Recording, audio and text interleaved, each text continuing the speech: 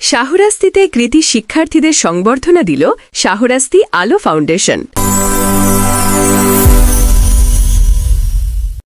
চাঁদপুরের শাহরাস্তিতে এইচএসসি, আলিম ও সমমান পরীক্ষায় A+ প্রাপ্ত কৃতি শিক্ষার্থীদের সংবর্ধনা দিয়েছে শাহরাস্তি আলো ফাউন্ডেশন। শুক্রবার 24 অক্টোবর সকালে উপজেলা অডিটোরিয়ামে আয়োজিত এ অনুষ্ঠানে 16 জন কৃতি শিক্ষার্থীকে সম্মাননা ক্রেস্ট ও সনদ প্রদান করা হয়। অনুষ্ঠানে প্রধান অতিথি ছিলেন শাহরাস্তি মডেল থানার officer in charge OC Mohammad Abul Bashar PPM বার। তিনি বলেন, শিক্ষার্থীরাই জাতির ভবিষ্যৎ সম্পদ।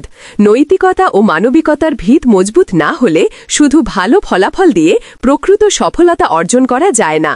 তোমরা আজ যে সম্মান পেয়েছ সেটিকে অনুপ্রেরণা হিসেবে নিয়ে সমাজে আলো ছড়াবে এই প্রত্যাশা করি।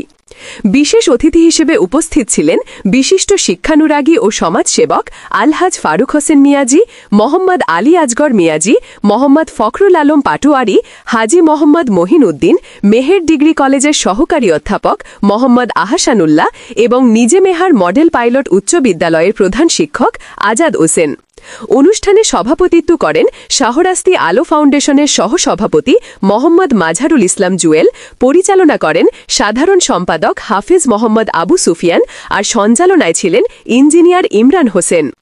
বক্তারা বলেন, শিক্ষা শুধু ডিগ্রি নয়, এটি সমাজ পরিবর্তনের হাতিয়ার। কৃতি শিক্ষার্থীদের এই অর্জন শাহরাস্তির শিক্ষার অগ্রগতির প্রতিচ্ছবি।